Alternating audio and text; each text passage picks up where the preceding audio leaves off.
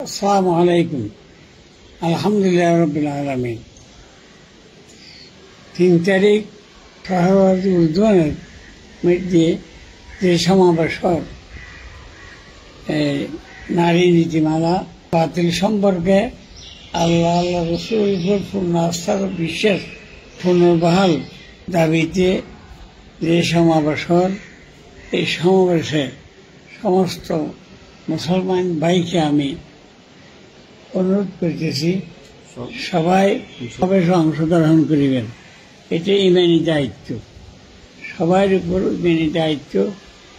এই নারী নীতিমালা বাতিল এবং আল্লাহর উপর পূর্ণ আস্থা বিশ্বাস বহাল এটা সমস্ত মুসলমানের উপরে এটা দায়িত্ব হিসেবে, ইমানি দায়িত্ব হিসেবে সবাই অংশগ্রহণ করিবেন। এটা আমার অনুরোধ। আল্লাহ তাআলা সবাইকে তৌফিক দান করুন।